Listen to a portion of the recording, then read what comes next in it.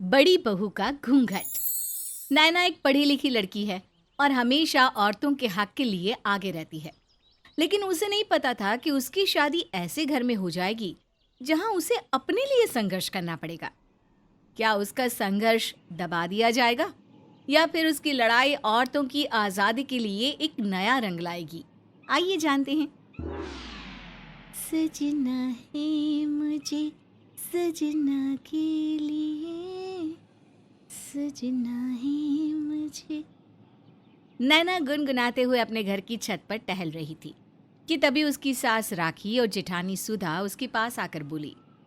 अरे बहू, तुझे सजना के लिए सजना है तो अपने कमरे में जाकर सज ले।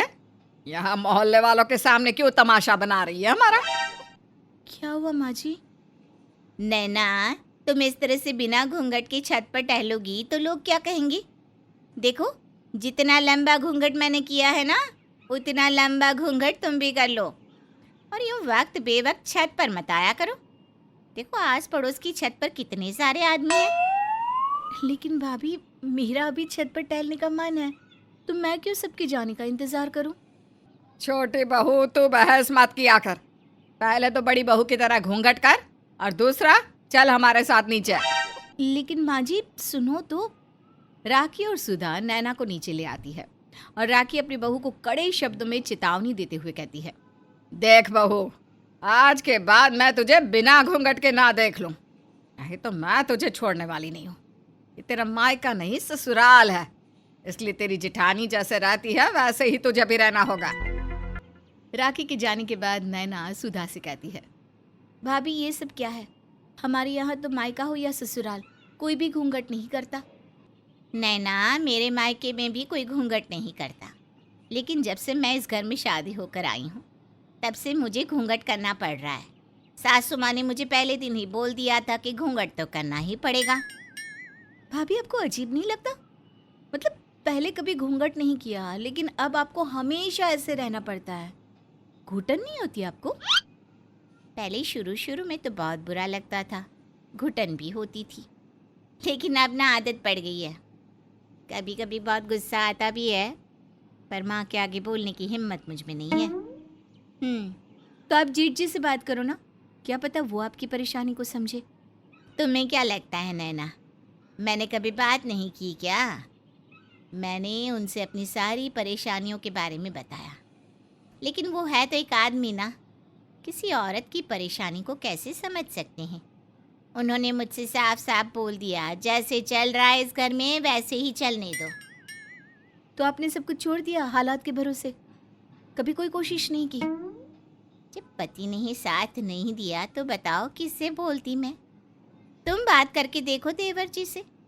मेरे पति ने तो मेरी बात सुनी नहीं, क्या पता तुम्हारा पति तुम्हारी बात सुन ले। सुधा की बात सुनकर नैना अपने पति मनीष के पास जाकर उससे कहती है, मनीष जी, मैं आपसे एक बात कहना चाहती हूँ। हाँ हाँ, बोलो ना।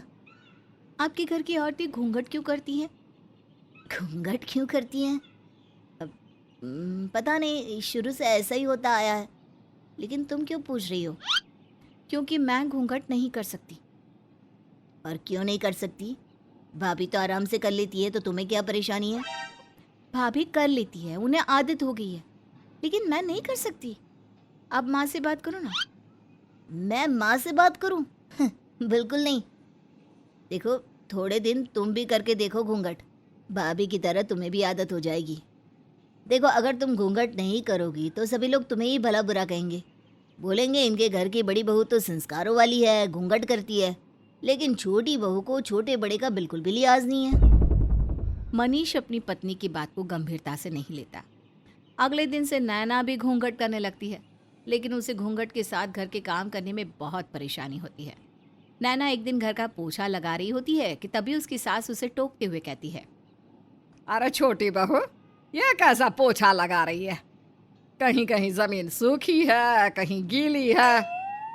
माँ जी, घूंघट में कुछ दिखाई नहीं दे रहा, घूंघट करके पोछा लगा रही हूँ, ये भी बहुत बड़ी बात है मेरे लिए। अरे बहू, तू तो ऐसे बोल रही है जैसे बहुत बड़ा एहसान कर रही है मेरे ऊपर। अपनी जिठानी को देख कैसे घूंघट करके घर के काम करती है। थोड़ी देर बाद राखी का बड़ा बेटा गौतम घर आता है। राखी नैना से कहती है। नैना, तेरे जेठ जी बाहर से थक कर घर आए हैं, उनके लिए पानी लेकर आ। नैना पानी लेकर आती है तो पानी जेठ को देने के बजाय 2 कदम आगे बढ़ जाती है। तभी राखी उसे रोकते हुए कहती है। अरे अरे बहू, कहाँ जा रही है? रुक तो, पानी देने कहाँ जा रही? गौतम तो यहाँ खड़ा है। सॉरी माँ, घूंघट के चक्कर में ना कुछ दिखाई नहीं दे रहा। जेठ जी कहाँ खड़े हैं? घूंघट के चक्कर में दिन में कई बार तो नैना का दीवार में सर फूट जाता। नैना ने सोचा, अगर ऐसे ही चलता रहा तो बहुत जल्द मैं पागल हो जाऊंगी। भाभी के चक्कर में मुझे भी घूंघट करना पड़ता है। मुझे भाभी को समझाना होगा कि वो घूंघट ना किया करे। अगले दिन नैना सुधा के पास गई और उसे समझाने लगी। भाभी, आपसे किसने कहा था घूंघट करने के लिए? अरे बताया तो था, माँ जी ने कहा था। आपने माँ से पूछा क्यों नहीं कि घूंघट करने के लिए क्यों बोल रही हो?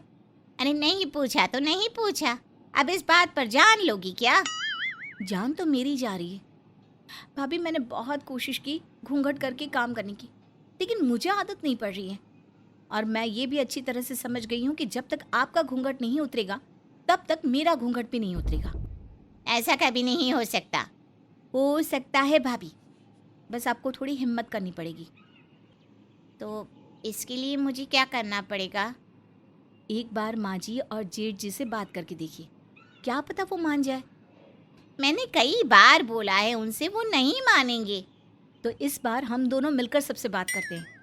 नैना के बहुत समझाने पर सुधा बात करने को तैयार हो गई। दोनों हिम्मत करके अपनी सास और पति के पास गई। माँ जी, मैं आपसे कुछ कहना चाहती हूँ। हाँ हाँ बोलो। माँ जी, हम दोनों से घूंघट में काम नहीं होता। बहू, तेरा दिमाग ठिकाने पर तो है ना? माँ, इसका दिमाग तो ठिकाने पर है, लेकिन लगता है आपकी छोटी बहू का दिमाग ठिकाने पर नहीं। यही सिखा पढ़ा कर लाइए सुधा को, वरना सुधा एकदम गाय जैसी है। इससे जैसा कहो वो वैसा ही करती है। नैना, क्या भैया सही बोल रहे हैं? तुमने ही भाभी को बोला है ये सब कहने के लिए? हाँ, मैंने ही बोला है, लेकिन क्या गलत बोला है? भाभी भी परेशान रहती है घूंघट की वजह से, लेकिन आप लोगों की जिद की वजह से उन्हें ये सब करना पड़ता है। छोटी बहू, तुझे शर्म नहीं आ रही है अपने पति, जेठ और सास के सामने बोलते हुए? हमारे घर की बहू बेटी इस तरह से बात नहीं करती, समझी? माँ जी, मुझे भी शौक नहीं है किसी के सामने बोलने का, पर भाभी और मैं और घूंघट नहीं कर सकते। घूंघट तो तुम दोनों को करना ही पड़ेगा, नहीं तो मुझसे बुरा कोई नहीं होगा। हमारी गांव में बहुत बदनामी होगी। मनीष, अपनी पत्नी को अच्छी तरह से समझा दे, क्योंकि अगर मैंने समझाया तो बहुत भारी पड़ेगा इसे। नैना, तुम आओ मेरे साथ। मनीष, मेरी बात तो सुनो। सुन लिया जो सुनना था, चलो कमरे में। मनीष नैना का हाथ पकड़कर उसे कमरे में ले जाता है और उसे बहुत डांट लगाता है। नैना गुस्से से कहती है, मनीष, तुम अपने घर वालों को तो कुछ नहीं बोल पाते, जबकि तुम्हें पता है कि वो गलत है और तुम मुझे डांट रहे हो। शुक्र करो डांट रहा हो, अगर अगली बार तुमने ऐसी हरकत की तो हाथ भी उठा सकता हूँ। इस कांड के बाद नैना ये अच्छी तरह समझ गई कि सीधी उंगली से घी नहीं निकलेगा, उंगली टेढ़ी करनी ही पड़ेगी। अगली सुबह नैना ने सुधा को देखा तो हैरानी से बोली, भाभी, आपके चेहरे पर चोट के निशान कैसे? कल माँ जी और तुम्हारे जेठ जी के सामने बोला था ना कि घूंघट नहीं करूँगी, तो उसी का इनाम मिला है। जेठ जी ने आप पर हाथ उठाया और आपने कुछ नहीं कहा? तो क्या करती मैं, पलट कर मारती क्या? देख नैना, तुझे जो करना है वो कर, लेकिन आज के बाद घूंघट वाली बात मुझसे मत करियो। और मेरी सलाह मान, तू भी घूंघट में रहने की आदत डाल ले। सुधा की बात सुनकर नैना और ज्यादा परेशान हो जाती है। फिर वो अपनी सहेली मीशा को अपने घर आने के लिए कहती है। मीशा बहुत मॉडर्न लड़की होती है। उसे देखकर सारे घर वाले बहुत हैरान हो जाते हैं। नैना, कैसी है मेरी प्यारी दोस्त? कितने दिनों बाद देख रही हूँ तुझे। मैं बिल्कुल ठीक हूँ, तू बता तू कैसी है? और शादी वादी की या नहीं? हाँ, कल ही शादी। लेकिन तूने ये क्या हाल बनाया हुआ है? इतना लंबा सा घूंघट, ये सब क्या है? नैना ने सारी बात मीशा को बताई। मीशा ने सुधा और नैना से कहा, देख नैना, ये तो तरीके हैं औरतों को दबाने के। सुधा जी, मेरा पति तो कभी मुझसे नहीं कहता कि मुझे क्या पहनना चाहिए, कैसे रहना चाहिए। जो मेरे मन में आता है वही पहनती हूँ। मीशा, मैं घूंघट नहीं करना चाहती, पर समझ में नहीं आता कि अपने ससुराल वालों को कैसे मनाऊं। मीशा जी, कुछ दिन पहले मैंने अपनी सास और पति से कहा कि मैं घूंघट नहीं करूंगी, तो उन्होंने मुझे बहुत मारा। सुधा जी, किस सदी में रह रही हो आप? आज के जमाने में भी अपने पति की मार खा रही हो, वो भी एक गलत बात के लिए। सुधा जी, आपको नहीं पता, आजकल लड़कियां हर चीज में आगे हैं। आप जितना डरेंगी वो उतना ही आपको परेशान करेंगे। तो मुझे क्या करना चाहिए? सुधा जी, पहले तो आप मना करना सीखो, अपनी आवाज उठाना सीखो। जब आप घूंघट खोलेंगी तो धीरे धीरे सबका घूंघट खुद ब खुद खुल जाएगा। सुधा ने मीशा की बातें सुनी और देखा कि मीशा अपनी मर्जी से रहती है, कुछ भी पहन सकती है, खा सकती है। तो उसने भी फैसला किया कि अब वो भी अपना घूंघट उतार देगी।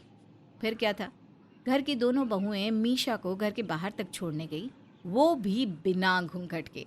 जब वो अंदर आई तो उनके पति और सास उनसे कहने लगे, तुम दोनों की हिम्मत कैसे हुई बिना घूंघट के घर से बाहर कदम रखने की? नैना, उस दिन मैंने तुम्हें कितना समझाया था, आज तुम्हारी खैर नहीं। सुधा, तुम चलो मेरे साथ कमरे में। गौतम ने जैसे ही सुधा का हाथ पकड़ा, वैसे ही सुधा ने कड़क आवाज में कहा, गौतम जी, आज मुझ पर हाथ मत उठाना। आज से घूंघट करना भी बंद और मार खाना भी बंद। आज के बाद आप ये गलती फिर कभी मत करना, नहीं तो मैं आपको छोड़ूंगी नहीं। सुधा की बात सुनकर गौतम वहां से चला गया। नैना अपनी जिठानी का ये रूप देखकर बहुत खुश है और अब उसे घूंघट नाम के जंजाल से छुटकारा मिल गया।